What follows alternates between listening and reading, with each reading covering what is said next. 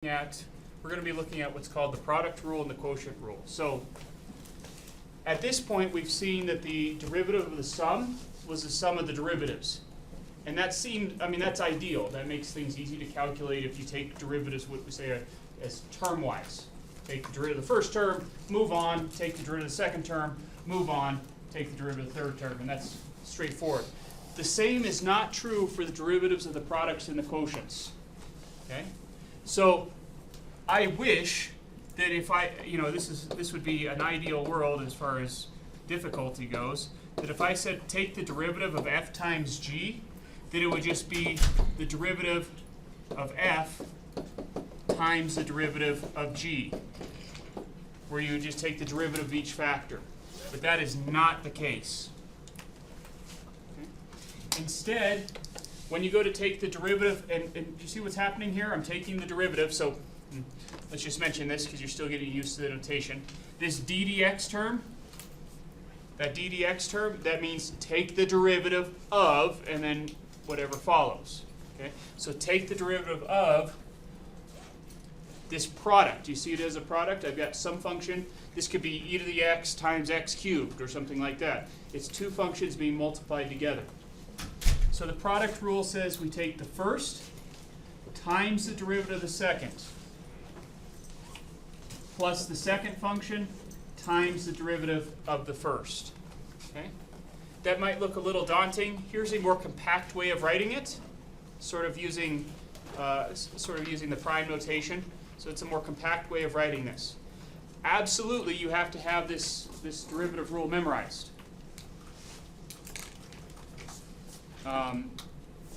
So here's how I remember it. Okay? By the way, there are other mnemonics out there. Some of you may have heard them. You can use your own mnemonic. If it was given to you by an approved math teacher, it's good to go. Okay? And it's probably right no matter. But I'm not going to check it for you to see if it's right. But this is what I remember. I say the first times the derivative of the second plus the second times the derivative of the first. Okay? So sometimes what you'll see me do is you'll write first times the derivative of the second plus the second times the derivative of the first. So for those of you who have seen this before, you might have a different ordering here. So let me just highlight to you how you can quickly tell whether somebody else who's doing it in a different order is doing it correctly.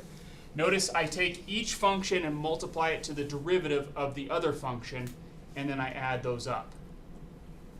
Okay, so there's lots of ways I can order these four quantities, but you make sure that you take one of the functions, multiply it to the derivative of the other, and do the reverse of that. Add them up. Okay, trying to make up for some lost time. So let's put this into practice.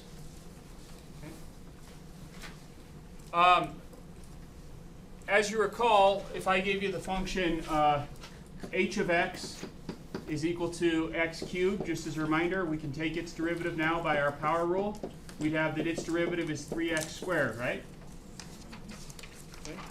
And if I had the function k of x is equal to e to the x, the exponential function, we've learned how to take its derivative. Okay. This was its own Kentucky cousin, right? The derivative of e to the x is e to the x. It's its own derivative. Okay? Any questions on that? Okay. All right, so remembering those two, let's go ahead and now all you have to do is memorize the product rule and put in the information you already know. So, f prime of x is equal to, what's my little mnemonic? You take the first function. What's the first function listed here?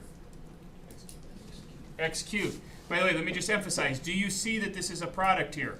The way I'm thinking about this is the function x cubed times the function e to the x. Okay? So it's the first times the derivative of the second. The derivative of e to the x, though, is e to the x. Plus the second times the derivative of the first. Okay?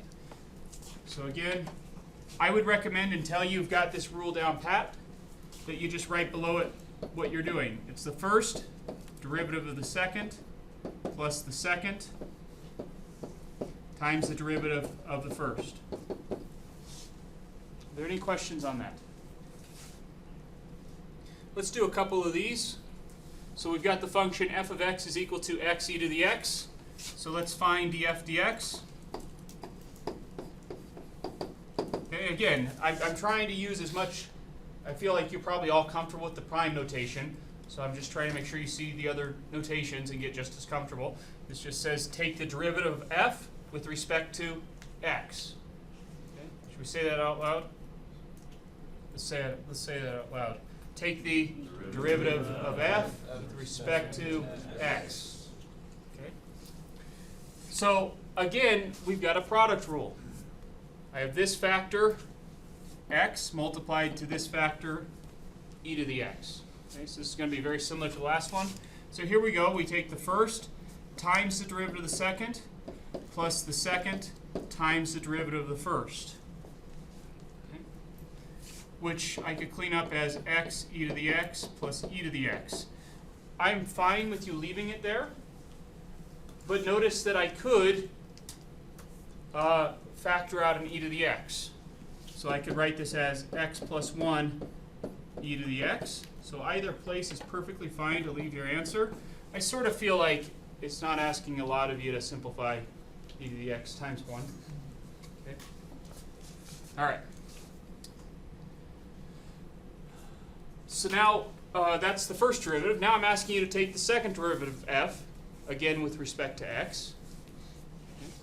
So that's equal to the derivative of, let me put a bracket around that,